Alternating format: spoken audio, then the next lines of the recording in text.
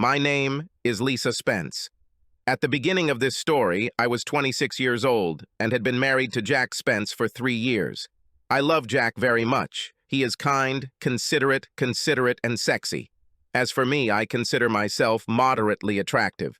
I believe that I have beautiful legs, a nice smile, good hair and teeth.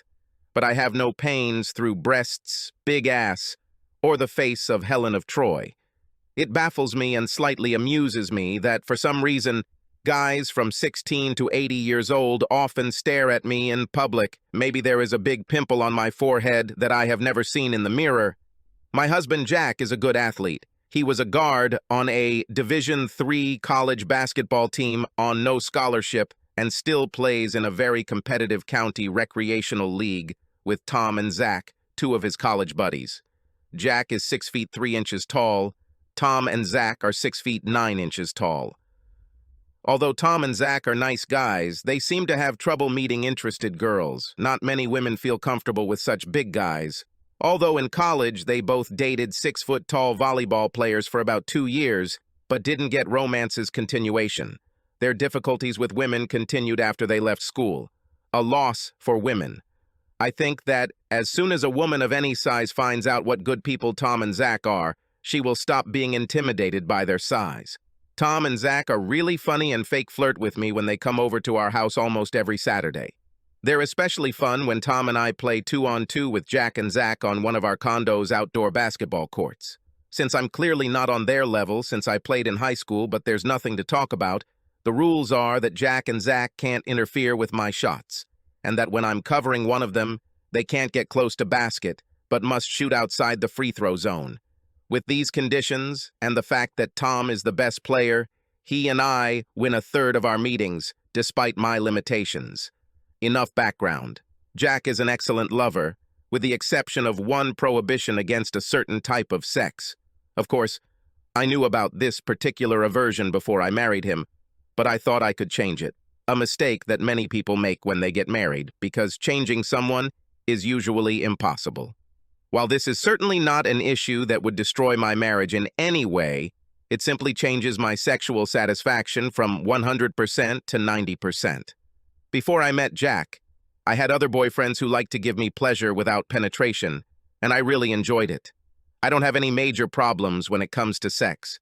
I willingly pester all its types. Since I was turning 27 in a few months, Jack started asking me what I could want for my birthday. He wanted to do something special. I think he wanted to buy me something special. Because on his 27th birthday, 4 months earlier, I had been his slave for the weekend, and he said it was his best gift in life. However, Jack didn't seem to like my answer. I want you to do what you've been denying me all this time. On my birthday and on the Saturday before or after my birthday. With a grimace on his face, he asked, "What else besides this?" My response to this was somewhere between nonchalant and bored. "Whatever you say, decide for yourself." Jack even tried repeating the question after we made love. He was disappointed that my answer was the same. Then he tried to get me drunk and asked the same question. The problem is that even though I never drink except in social situations, for some reason, I handle drinking as well as anyone I know. This is probably because I have a high metabolism and my body naturally produces high levels of enzymes that break down alcohol. So even if I drink enough alcohol to make a 130-pound woman blackout drunk, it never happens to me. So in this case, when Jack tried to get me drunk, my response was the same. I knew I was making Jack's life difficult with my answer, but I still hoped that I could change him, and I was completely sincere. One Saturday afternoon, Tom and I beat Jack and Zach in basketball with a score of 50-48. We always played to 50 points. Tom and Zach came out of our house, hugging me tightly as usual. Then Jack and I had sex in the shower. Finally, sitting on the bed before getting dressed, he said, "Lisa, since you never change your answer, and since I really owe you for your birthday gift, I'm willing to try." I was so excited that I threw myself into his arms, scaring him. I think that cemented in his mind how exciting it was for me to do what he had to do. Wait. He grinned, stopping me. "There are conditions." I stepped back and looked at him with a sly grin. Okay, what are these conditions? Just 3 simple conditions. Firstly, we plan time in advance. Secondly, you will put on a blindfold. And thirdly, the hands will be tied and handcuffed to the head of the bed, he said, blushing as he did so. I laughed. Jack sighed. Yes. I think this will allow me to overcome my natural disgust. I hope you understand that disgust has nothing to do with you. I really can't explain it. It's just, I don't know, part of my character. It's really difficult for me, but if these conditions are met, I think I can handle it. I kissed him deeply. Certainly, why not? A little bend never hurt anyone. However, since you turned me on, you need to have me right now. I think it was because of our little conversation, the circumstances, and how horny I felt that our sex was the best we've had in our entire relationship. I didn't notice it at the time. It was only in retrospect that I realized it. But after that talk, Tom and Zach became even sweeter, more caring and attentive to me than ever before. That's saying a lot because they were already extremely sweet and caring, and often jokingly asked me if I had a sister they could sleep with. When they left our house the following Saturday afternoon, after Jack and Zach had beaten Tom and me 50-40, their hugs were twice as long as usual. Jack and I decided that we would do the first of 2 oral sessions on the Saturday just before my birthday, and the second on the Wednesday evening of my birthday, and then have a little party with our friends the following Friday night. Instead of a regular basketball game on Saturday, Zach, Jack, Tom, and I played an hour-long video game, Jack and I versus Zach and Tom. Jack and I kicked their asses, much to their chagrin. After Tom and Zach left, I kissed Jack passionately and smiled. I love you. I won't love you anymore because you said yes, but I am so grateful, and it confirms that our love is limitless. A strange smile appeared on Jack's face, and for the first time in as long as I've known him, he downed 2 glasses of neat Michter's US 1 Kentucky Straight Bourbon whiskey, and we moved into our bedroom. We took off the covers. After I took off my shorts and panties, Jack grinned inexplicably. You don't need to take off your top, I laughed. What? I want to stimulate you. Maybe you'll get inspired and want to fuck after you eat me. Another strange expression appeared on Jack's face. Then he helped me lie down on my back, took a blindfold from the nightstand drawer, and put it on me, making sure it was light-proof. He then carefully tied my wrists to our sturdy metal headboard, making sure the ties were secure but not painful. My mind was anticipating sex more than ever in my life. I couldn't believe how the combination of the blindfold and the restrained hands turned me on. Jack slowly caressed me as he often did. He then removed his hand and stood up from the bed for a few seconds, and soon after, I was able to experience his gift. I felt Jack get out of bed again, and then we had traditional sex, when he removed the blindfold from my eyes and smiled at me. Honestly, it was the best sexual experience of my life, I moaned hoarsely. Mine too, he smiled. He untied me, and we fell into a wonderful sleep. We were both basically useless for the rest of the day. My head was foggy as pleasure chemicals seemed to continuously flow through my brain like water in the Amazon after a thunderstorm.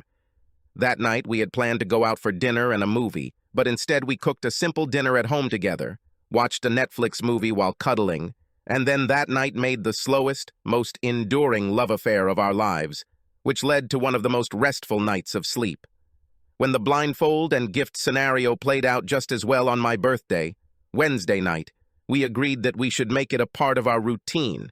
However, because of how grueling it was, we could never do it if we had to work the next day, because both Jack and I essentially had no energy the next day. We started our oral classes every Saturday afternoon after the 4 of us played basketball if the weather was right for our outdoor court, or a video game if not. It must have been the 4th Saturday before my mind started asking questions. As an excuse for my previous inattention, my sex life was better than any woman had any right to wish for. One day, as I was driving to work, my brain suddenly asked, how could Jack do this so well when he had never been able to do it before? I thought maybe it was just anticipation, but the following Saturday I focused on everything. I really did a good job of sensing and remembering every aspect of it. including Jack getting out of bed seconds before, and again him getting up first to make love to me. I was even able to concentrate. After this, I remained in an altered mental state until the end of the session. That night, I moved Jack so that he could put his hands on my hips and stroke them. It wasn't exactly in the same place, but I was able to get some important information. When we went on a picnic to Tom's little house the next day, I was more flirtatious than ever before, although still subtly, with Tom and Zach. The difference with which they treated me, including the way they sometimes placed their hands on my shoulders, filled my brain with relevant information. Before the following Saturday, I changed the blindfold. Although she seemed the same, she really wasn't. I inserted a specially placed series of small holes. My modifications took advantage of the pinhole effect, which I knew because I worked part-time for an ophthalmologist for 2 years in college. The pinhole effect allowed me to see what was happening quite clearly. I would like to say that I was surprised when I saw Tom enter the room and give that very forbidden gift. However, this was exactly what I expected. I thought my last 7 sessions were as exciting as they could be. However, that day I learned that an even higher level of pleasure was possible.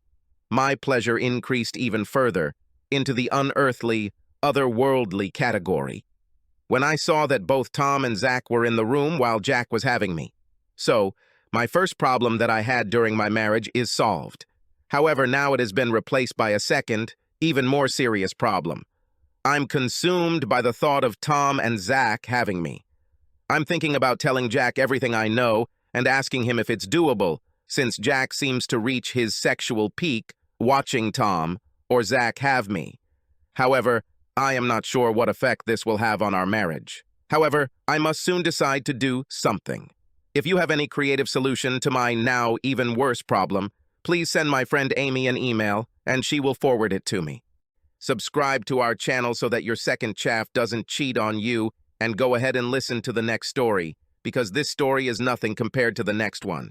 If you're under 18, don't even think about listening to the next one.